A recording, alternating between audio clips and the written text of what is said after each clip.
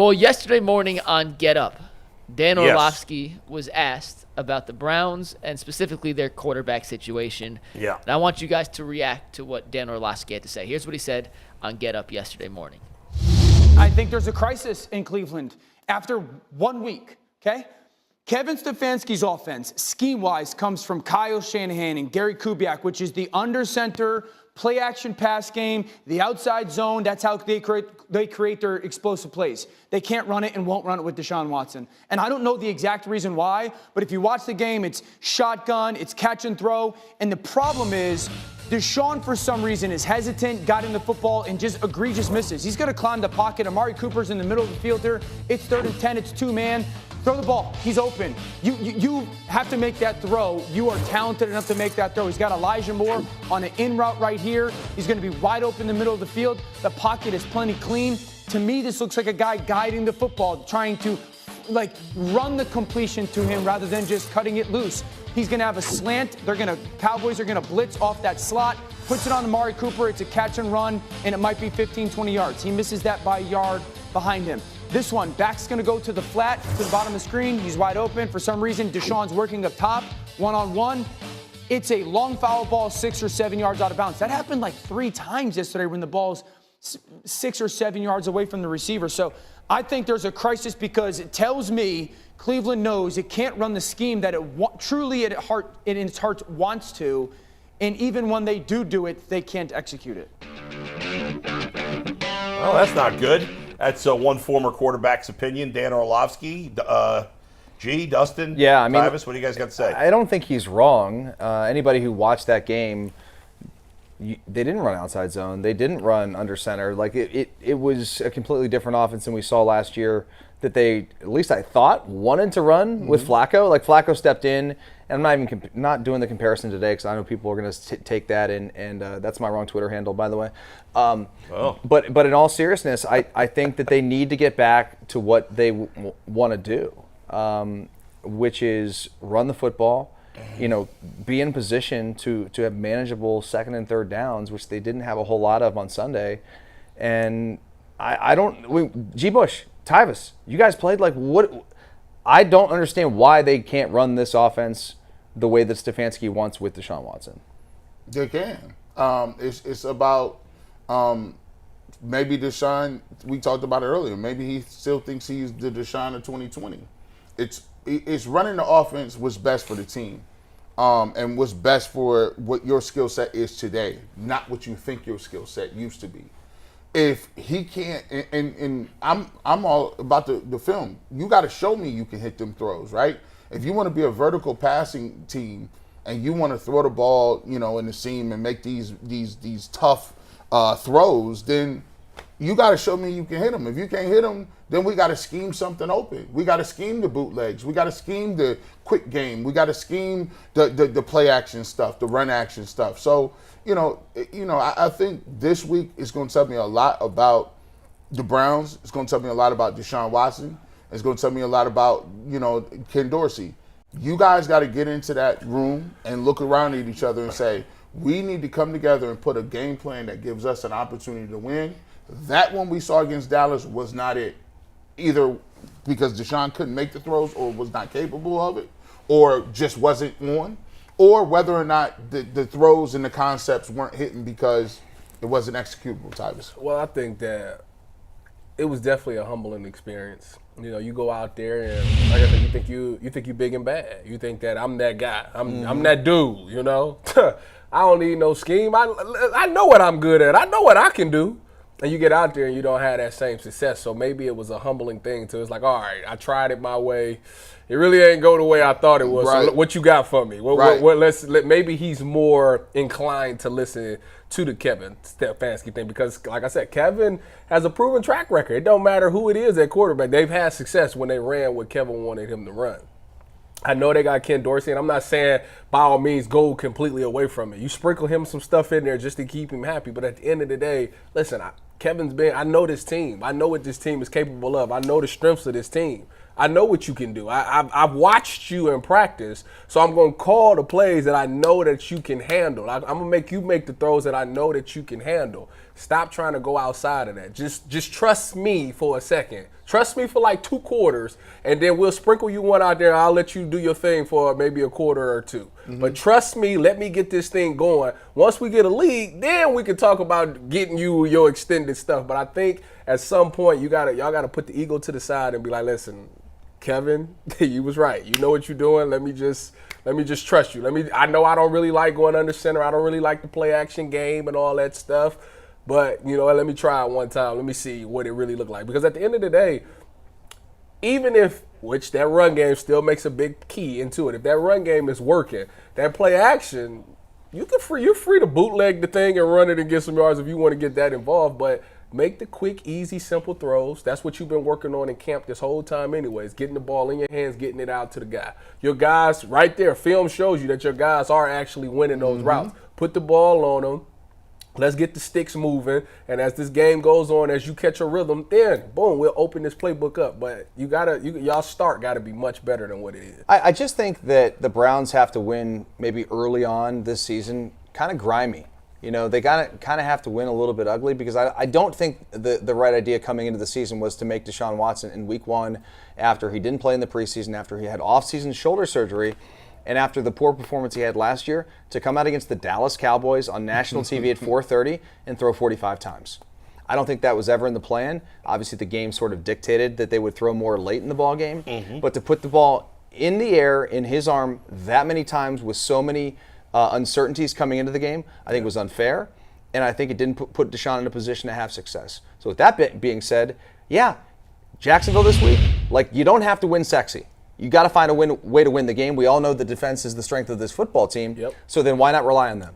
Okay, why not rely on them? Special teams, you got to be better. Yeah. You can't be giving up Defense explosive. has got to be better. They didn't play well enough. They do, but the offense didn't put them in a position to really go out there and feel like the job you were doing gave you a reward offensively as a team. True, but they also did miss some. I'm not saying that they were perfect by any stretch of that imagination. They dropped some picks out there, which the fine system better still be going, because it was a couple of interceptions that was dropped yesterday. Yeah. You don't never know. That could change the momentum of everything. I think big picture-wise, we're all looking for what's happened here. Like, when the Browns traded for Deshaun Watson, yes, there were people who were mad because of the allegations. Yes, there were people who were mad because they were Baker Bros. But nobody could deny the talent and how good he played in Houston. And because, at least in my opinion, we haven't even seen a sniff of it, I think we're all searching for answers. The Browns got to be searching for answers. What has happened here? I think you're right. They are going to have to grind out some wins until, It's like we're getting Wizards Michael Jordan. You know what I mean? Like, he was good, but he wasn't like, 21. vintage. Yeah. It wasn't like, he wasn't vintage, you know what I'm saying? Every now and again, 30, 40, right? You know what I'm saying? But we're not maybe not the even best comparison, but you get the at point. this point, we take Washington Michael Jordan. Oh, totally. We would take it. He's not even been that. Like, they traded for him. They paid him because they thought he was going to be a superstar. Not a mid-tier quarterback, but he hasn't even been a mid-tier quarterback. But now I think we'd all sign for that if he could be a mid-tier quarterback. That's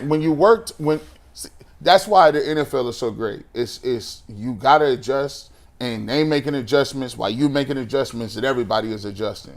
If you thought you signed up for Michael Jordan for the Bulls and you got Michael Jordan's Wizards, you could do 2 things. You can sit here and run Michael Jordan's whole highlights the whole season and get blown out. Or you could go and say, all right, well, what does Michael Jordan from the Wizards do well? Put him at the elbow. Post him up. His post game is still good. Hey, how's about we just ISO him, right? We're going to hide him on defense. He's not the defensive player of the year where he can guard all the best players, right? Mm-hmm. If you are Kevin Stefanski, and the great thing about Kevin Stefanski is he's really good at hiding warts. Like, think about it. Yeah. Jacoby Brissett when he played. We take Jacoby Brissett. Flacco, decent. He beat the 49ers with P.J. Walker. Hey. Phillip is his name. DTR looked decent, right? Yeah, you see yeah. But sometimes you gotta tell old Michael Jordan, hey, listen, Deshaun. What was his second half like? Who? Deshaun. I mean, he made more completions and stuff. Yeah, but it was all garbage time. They went down big. I agree with that. But the Cowboys had taken their foot off the gas. At the end of the day, this is how I was taught in college. It was we got a idea of what they're gonna do, but we're not 100% sure how they're gonna attack us. This was on the defensive side, so we need y'all to get us to halftime so we can see it, and we can make the adjustments. In second half, boom, we take off. So If only you had stolen what's his name from Michigan. So I think. So if I know, right? Connor Stallions. So if I think, I always take that mindset into games. How do teams go into halftime and make adjustments? I mean, it was a bunch of teams last Sunday that was down and came back and found a way to win the game. Dolphins were down 2 scores. That's what I'm saying. Came back and you never. So from an adjustment standpoint, the Browns did start having more success in the second half, so they kind of figured some things out. Yes, Dallas took their foot off the gas a little bit. Not all the way, but you take your foot off the gas if you up 20 points, yes. But there still was some success there. So to me, the Browns have to have a better first half for the rest of the remainder of the year. You can't get blown out by 20 points and go into halftime and think that team's going to be good enough to come back, because you don't have the horses to do that right now. Deshaun's been particularly bad in the first half. He's been since he's been here. And guys, you can't win a game when you have those 3 game-changing plays for them. Right? The turnover, the interception that was at the end of the half was devastating. Yeah. The punt return, devastating. The kickoff return, devastating. It's really tough when you're in a game where you're finding it hard offensively to really get something going. But if you take away a few of those plays, and again, more excuses, right? Yeah, right. But if you take those away, it's probably a 1-score game, like in the second half. And at that point, anything can happen. But the fact is, it wasn't. Right. And so you have to then adapt to, okay, we got screwed here. We screwed up ourselves. Yeah. Punt return, kickoff return, interception. So we got to find a way to overcome those things. And the way to overcome those things was not putting the ball in Deshaun's hand every single play. But the thing also, and you know this because you played corner, you get the game plan. We playing the Browns. Deshaun Watson, your quarterback's coming off a shoulder injury. Ending injury. I'm playing as much press man coverage and sitting on routes. Sitting on routes because I know he's not going to take deep shots. So the funniest part is this: we sat here last week. You wasn't here Thursday. We sat here and remember we had the Bland and Chubb thing, right? And I said, well, I just slide protection. Right. I just slide protection to the Carson or whatever his name is, kid. Yeah. Well, they didn't even do that. You know what he did? He sat on routes. He sat there. They tried to throw it to Coop, and he almost picked off a slant because he just jumped the route. Well, because they knew all training camp. Oh, Deshaun's been getting rid of the ball quick. It's been in his hand, out of his hand. It's been all short routes. None of that. Well, if I'm hearing that, if I know that on the opposing team, he got to show me his arm is back. Right. You got to show. Bomb me first, and then let me see. Yeah. And you watch on the other side defensively. Dallas backed us the hell up off of them, right? So when they put CD Lamb out there, right? The first series, they're like, oh, we're going to find out. Yeah. They throw the ball to CD Lamb, he goes up and makes a spectacular catch. Yeah. And as a defender, you're sitting there being like, okay, well, that's on the table. That's on the table. By the way, Dak and CD Lamb did not play in the preseason either. Now, they weren't coming off injuries. But that's CD, though. And Dak also threw for a zillion. I'm about to say, Dak was runner-up the MVP last year. I actually didn't think Dak played an amazing game. No, he didn't. He didn't have to. It was kind of an average game. He didn't have to. But the one play keep going back to it, which breaks your soul, is when they ran the post corner in the end zone. They didn't disguise the blitz. Big 7. They ran that post corner, and Dak knew the blitz was coming. He stood in there, and he floated. When that ball is in the air, it's just like, what does Juan Thornhill do in that I need to see that play because they keep – this is the second time I've heard about a coverage bust. So – was they in cover 3? And that's what and Martin Emerson didn't take the big 7? Well, we're going to break it down. I have to see it. I got to see the play. We'll break it down more. Let me get to this here because Dan Orlovsky wasn't the only former player saying it's panic time in Cleveland. Chris Long, former NFL defensive lineman, he had some thoughts. He was on, I believe, Rich Eisen's show? The Rich Eisen show, correct. Okay, go ahead. What about the Browns? Based on their performance, what's your level of concern there for the Browns? Cooked. Yeah, Rich, wait. I know we're not supposed to do this, and I'm going into my show, and I have a mantra this morning. It is week 1. Yes. It is week 1. Yes. It is week 1. Right? Yeah. But not with the Browns because Joe Flacco ain't walking through that door. You let him walk. Unless all right, I like to be fair, but I'm not a fool. Cleveland, the biggest fly on the wall to me, like what was this view like? Everybody in that organization. You know how long training camp is? I mean, it's not as long as it used to be, but it's long enough for you to see a train coming down the tracks for like weeks. And I feel like there must be a sense in that building that like they knew this was coming. I don't know if they knew how low the floor was and Dallas just exposed it because of the rush and that sort of thing, and you're down 2 tackles. But Deshaun doesn't look physically right. He doesn't look mentally right. How we got here, that's for another conversation.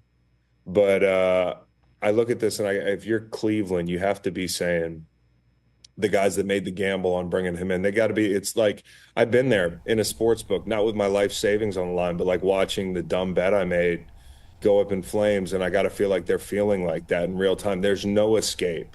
I mean, Chris Long just destroying them. I don't think he was wrong with a lot of his thoughts. I think he was pretty fair.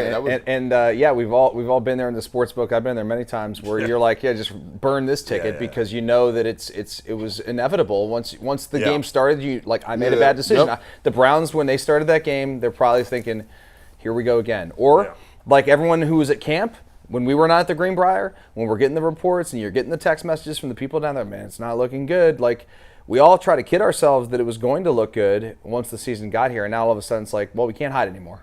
Yeah. I listen. First of all, the take was fire.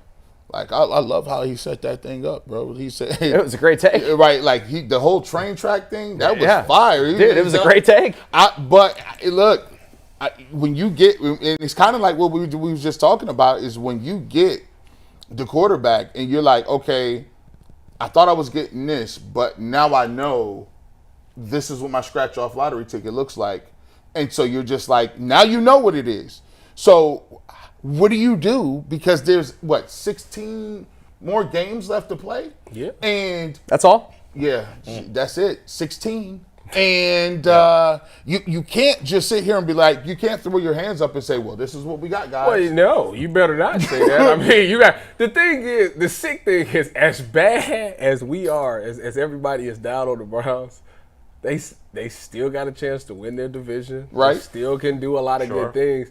But it ultimately comes down with number 4. And we already said that coming into the season. This season's going to ride or die with number 4. And then it's the fact that if you had Nick Chubb, you could say, you know what? We could run the ball successfully and get through. But it's the fact that now Njoku's gone, Chubb is gone, like all the pieces that you count on is not there. And he's literally going to be the only one that can change everything. And if he don't get it done, it's like it is what it is. Capable of it at this point. That's what you try to figure out. Can you overcome? Because all the great ones can. We talked about Patty last year, had no receivers. And he still got it done. I got my ask y'all because I'm going to bring up 2 examples. When you play for Ohio State, go Bucks. Craig Quinsell couldn't make all the throws. No. Right?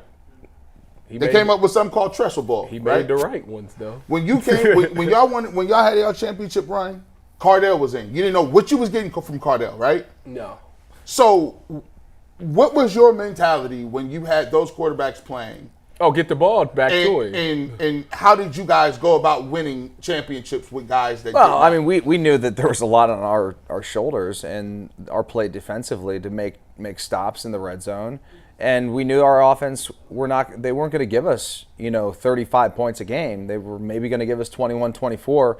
And we better hold our opponent under 17 or 13 even at times, you know what I mean, if you had to, if need be. But, again, we also knew the coaching staff wouldn't put that quarterback in a position where he would make the mistakes. Like, your limitations with who you have at the most important position. And then even if you're like, man, this stinks because we thought we'd get more out of this guy, like with Deshaun, at some point you have to humble yourself and say, okay, like you said earlier, this isn't the Michael Jordan of old. This is maybe a more limited Michael Jordan version. And so what can we get out of this player without thinking it's a disaster? Because it's all you got. Okay, so now you got to find a way to still win 10, 11 ball games this year, and it may not be the sexiest way you thought going into the season. Is there a chance that if Deshaun, no matter how bad he plays, is he starting the whole year if he's healthy? Or is there any chance that they would go to Jameis because of performance? I think it depends on how quickly things turn. Like if they go to Jacksonville this weekend and it's another, you give up 30 and you score 14 or 10. Yeah. I think those conversations happen really, really quick. If it's a close game that the Browns win or they don't win, but the offense shows improvement, then you continue to grind with it. But it's going to be one of those things where the panic will have to set in amongst everybody, not just the fans, but the organization is seeing the writing on the wall. Like, okay, we're going to waste this season if we go with this guy, and if it becomes that point, then you have that conversation. I think they give it to the quarter mark. Yeah. You got some games, and there are games that coaching staffs go into games not saying this is a winnable game. Right. And if it does not look good in those winnable games, you're gonna have you're gonna do a lot of rethinking, and that option is on the table. It's unbelievable. It's gonna be around the bye week. That's what I think. That is unreal. All right, guys. Late. Bye week's not till week 10. I know that'd be around that time. We'll leave it there. Better not be 2-8. I think they're gonna. The argument's gonna be after 4 or 5 weeks. Well, we got to see what he can do with Nick Chubb, but I don't know.